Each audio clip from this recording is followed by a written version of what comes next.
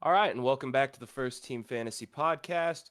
A little different timing for our Sunday morning preview episode, but we had some circumstances pop up, and as they say, better late than never. So here we go, right into the injury report.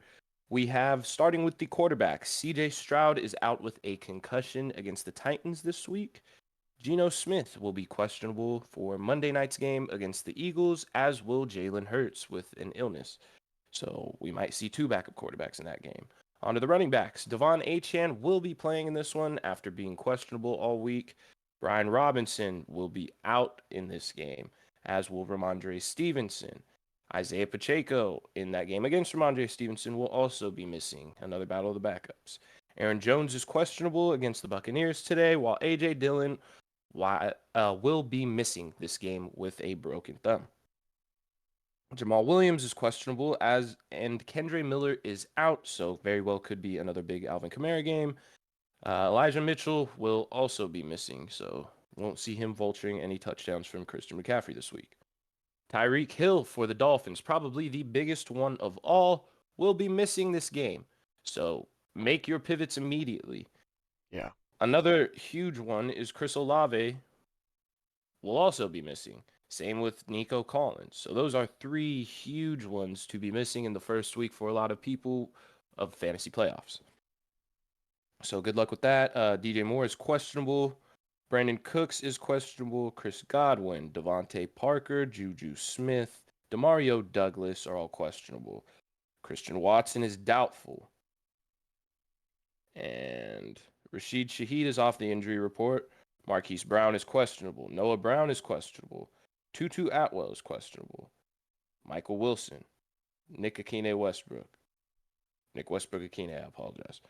Dontavian Wicks, Equanimous St. Brown, Tyquan Thornton, all questionable. Kyle Phillips for the Titans is out. Jalen Tolbert questionable. And Jason Brownlee for the Jets is out. Darren Waller is returning to action. Taysom Hill is off the injury report. Tyler Higbee is as well. Dalton Schultz as well. Hayden Hurst was placed on injured reserve on Friday. Ian Thomas is out for the game, also plays on the Panthers. Jeff Swain, backup tight end for the Cardinals, is questionable. Josh Wiley for the Titans is out, so maybe Big Chigakonkwo will work. And that'll be all. So moving right ahead into the first game of the day, which I have Tampa Bay Buccaneers heading into Green Bay to play the Packers. The over-under in this one is 41.5 points, and Green Bay is favored by 3.5. As we saw, there will be no A.J. Dillon this one, who is the lead rusher for the Packers this year, but Aaron Jones might play. I'm not necessarily counting on that. The Buccaneers have actually been pretty good against the run, only giving up 98.8 yards per game on the ground. And it is the pass that they are extremely vulnerable to. Mm-hmm. Giving up 264.1 yards per game, 30th in the NFL. So with the questionable Aaron Jones, no A.J. Dillon, I'm very likely thinking the Packers are going to air it out in this one. Meaning Jaden Reed, great start. Obviously, Christian Watson's doubtful. So, Mm-hmm. I mean, we're not counting on that. Romeo Dobbs could be a good play in this one. Yeah. Honestly, as could Tucker Kraft. We've seen him getting work, and the Bucs are just absolutely terrible against the pass. So I like my pass catchers in Green Bay for this one. Jordan Love, I believe, is a great start as well. On to the Tampa Bay side of the ball, where they are currently only averaging 90 rush yards per game. But like we said, it's not the efficiency that we care about when it comes to the Buccaneers, because the Buccaneers is Rachaad White, and Rachaad White is the Buccaneers when it comes to the run game. He's going to get all the volume. The Green Bay Packers have been giving up 141.8 yards per game on the ground. So we love that. Rachaad White, obviously been an instant start every week. This week just happens to be the first week of playoffs with a beautiful matchup. So hopefully Rachaad finishes with, you know, somewhere around 20 points, as he should. Yeah. And I see him having a very productive day. Packers have only been giving up 200.2 yards through the air, which is 8th in the league. We saw a very disappointing week out of Mike Evans last week. Hoping he can turn that around. Obviously, we're not taking him out of our starting lineups, We know what he can do, and we hope he gets right back on track with that this week. Yeah. Chris Godwin, if you're in a position where you're forced to start him, especially with the injuries we just went over, you got to do what you got to do. We are not in a position where, I would recommend you to take someone off the waiver and start them over Godwin. If you get burned, it is what it is, but with the targets we saw last week, hopefully some of that rolls into this week. Cade Otton, not someone I'm necessarily jumping for joy to start, especially with the return of Darren Waller and Taysom Hill this week. There's also Isaiah Likely and other formidable tight ends out there that Cade Otton is a touchdown and it's a good week. None and it's not.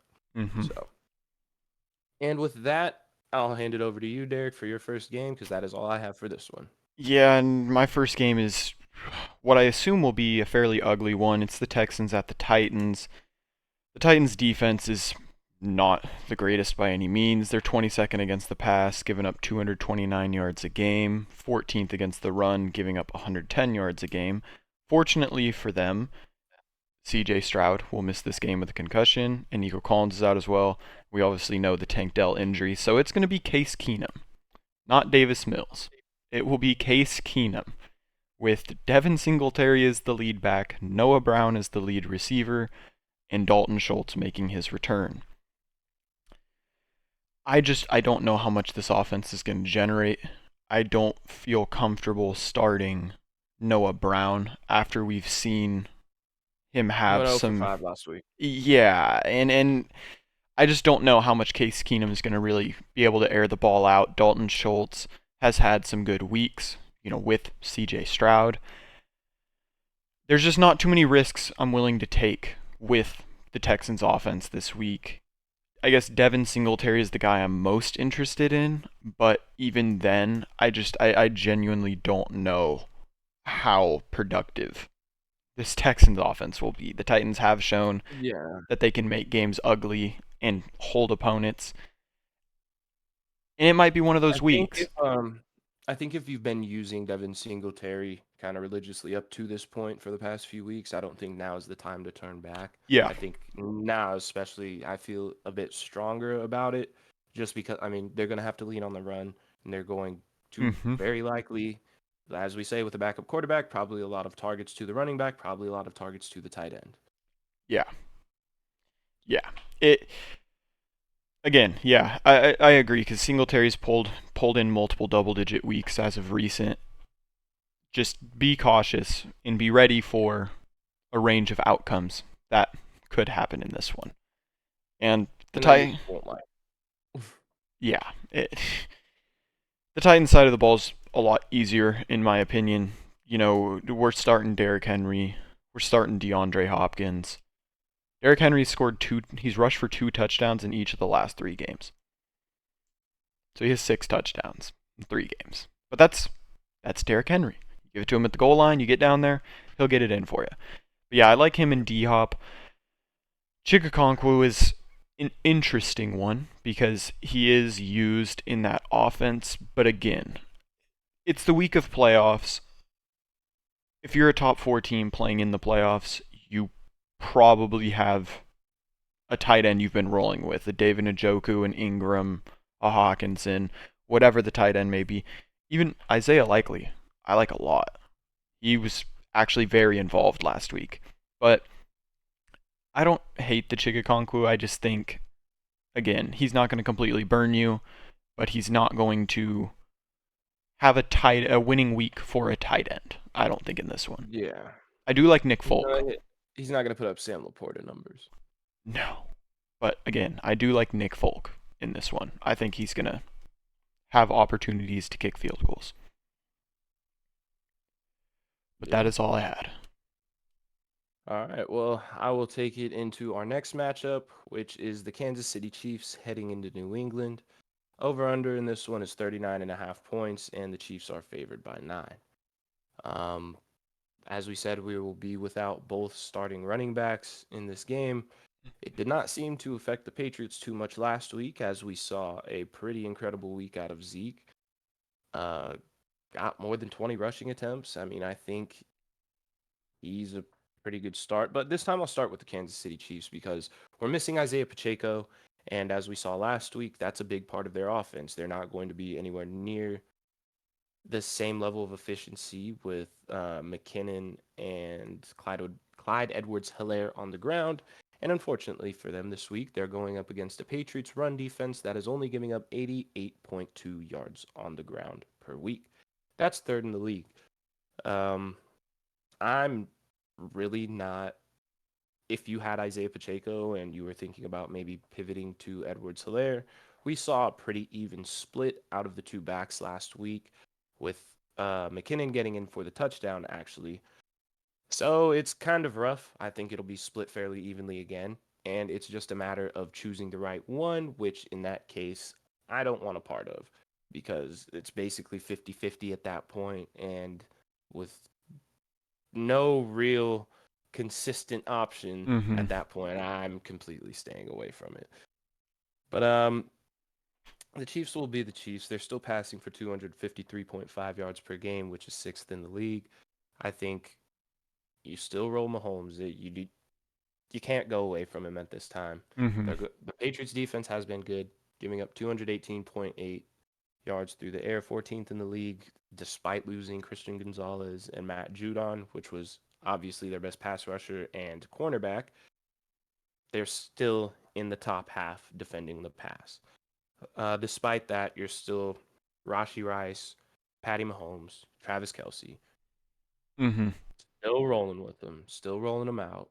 This is not scary enough to bench them. Granted, you might get burned. You could get burned by anybody. I mean, we saw yesterday something that we'll touch on when we get to all of our recap episodes, but we saw yesterday, first week of playoffs, Jamar Chase gets 10 points, gets injured. Michael Pittman gets 11 points, gets injured. Zach Moss gets 12. I mean, there's nothing you can do about certain outcomes. Mm-hmm. This is football, the most physical sport that, I mean, it's not the most physical sport in the world. Obviously, there's UFC, boxing, whatever, but it's people making money off colliding with each other every play. There is a lot of unknowing. So Yeah. it is what it is, but I think you picked these guys where you did, with the exception of Rashee Rice. But with the way he's been performing, I still think he will have a great game. So those are my three guys that I'm rolling. Everybody else is an extreme desperation play in a week that you should not have to make one.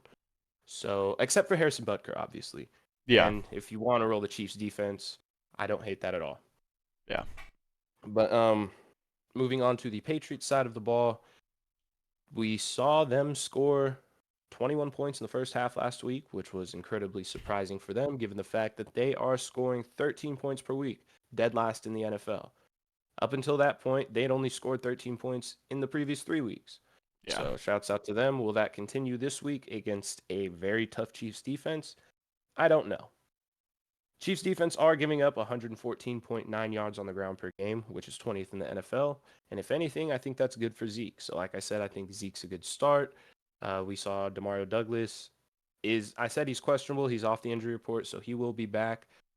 I mean, I'm not necessarily really excited to start any Patriots wide receivers in the Mm-hmm. fantasy playoffs. If you happen to be in a dynasty league or one of the many various versions of leagues where it is extremely deep, then sure, Demario Douglas is a good play. He happens to be the leading wide receiver for the Patriots this year. But anything other than that, no. Juju, any of the Devontae Parker, the rest of them, Yeah. I'm going to say no to Bailey Zappi as well. And yeah, it's pretty much Zeke and nothing else. I mean, Yeah. I'm glad the Patriots were able to do well last week, but, this is the fantasy playoffs. No, that's a very fair point. And that'll take us to our next game, which should be an interesting one. It's the Jets at the Dolphins. The Dolphins defense has actually improved as the weeks have gone on. They're currently 12th against the pass, giving up 212.5 yards, 7th against the run, giving up 95.5. With the Jets, it's very simple. You hope Zach Wilson will do good to give Garrett Wilson more opportunity, but either way, he's the only wide receiver that we look at fantasy-wise. And obviously, we're starting Brees. I think it's not a risk I'd be willing to take, but it's kind of just not prediction, but Something I'm throwing out there, I think the Jets' defense, fantasy-wise, could have a solid week this week. I think this one could be a bit of an ugly week. We saw how Tua looks without Tyreek Hill, who will be missing in this game. But yeah, to close out the Jets, Breece Hall, Garrett Wilson, it's very simple. The Jets' pass defense is second in the league, giving up 167 yards, and 28th against the run, giving up 131. Most of an HN or Locks. You have to. And Jalen Waddle, obviously, you have to as well. Now, Tua. Do you think about a pivot? Like if a Matt Stafford's there on the waiver, is he a safer play this week than Tua? Yeah, I'd prefer to start Matt Stafford with his full arsenal compared to, I mean, he's even getting Tyler Higbee back this week as compared to Tua, who's losing his greatest weapon this week against, like you said, the number 2 pass defense. These teams don't like each other. It's a divisional matchup. The Jets would probably like nothing more than to ruin the Dolphins' shot at the 1 seed. So Yeah. I definitely, and the Rams are playing the Commanders. That is the polar opposite.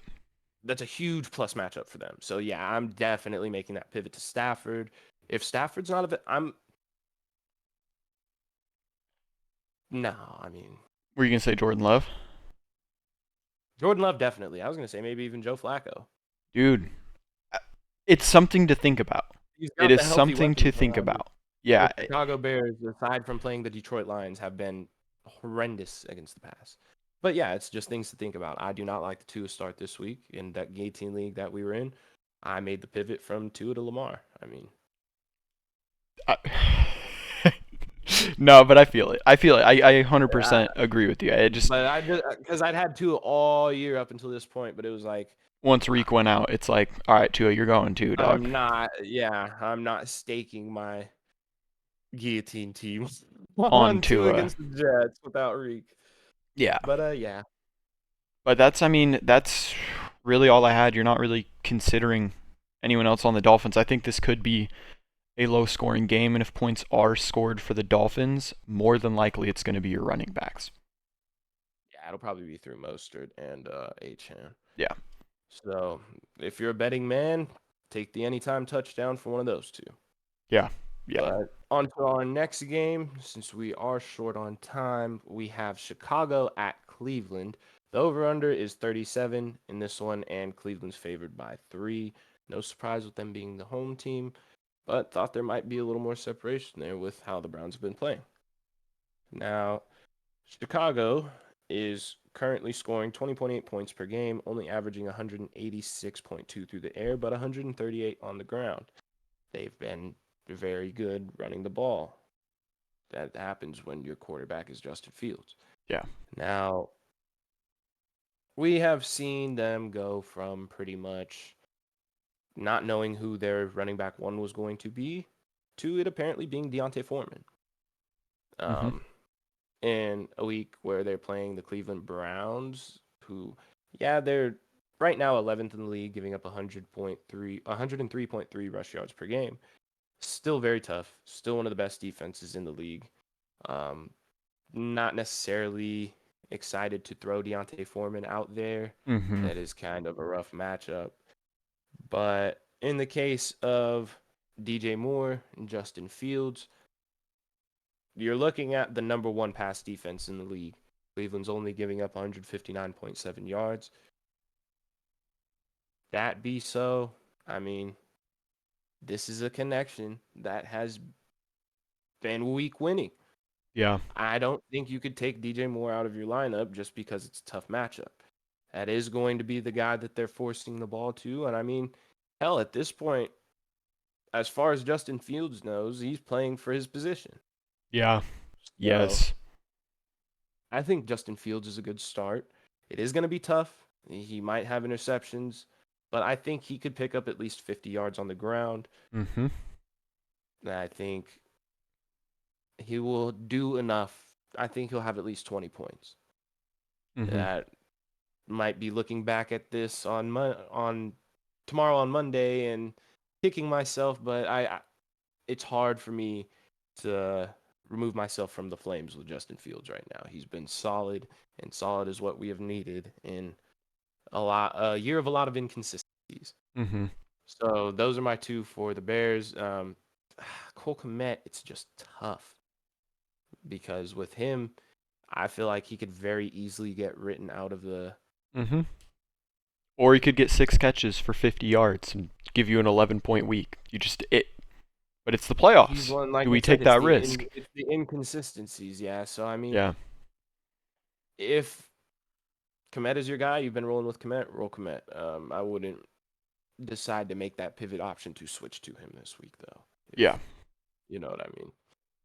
On to the Browns side of the ball, we have the Browns scoring 22.2 points per game, which is 12th in the league, only averaging 195 yards through the air, but 131 on the ground. Jerome Ford is their lead rusher with 698 yards.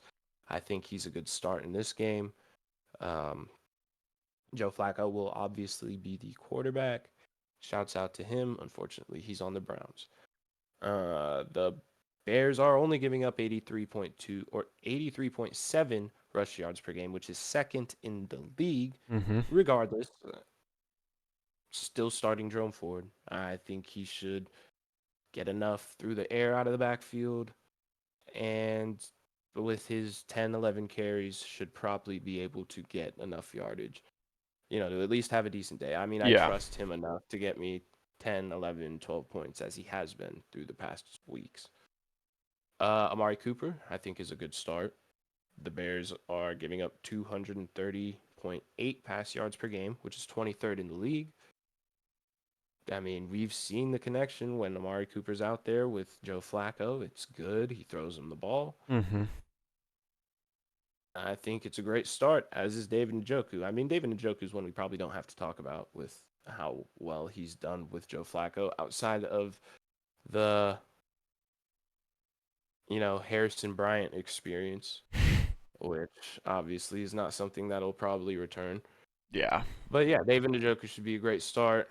So we got Njoku, Amari Cooper. If you're desperate, needing to make a play, Joe Flacco. And Mm-hmm. I think the Browns defense should actually be a really good play this week. Yeah. I mean, that's not like it's that hot of a take. They've been great most weeks. But yeah, that's really all I got for this one. Right back to you, Derek. Yeah, and this is kind of an ugly one to finish my morning games. It's the Giants at the Saints. The Saints have been good against the pass. They give up 189 yards a game, which is 7th in the NFL. They are not good against the run. They're 27th in the league, giving up 131 yards. Obviously, we're not starting Tommy DeVito. Saquon is a smash start in this one.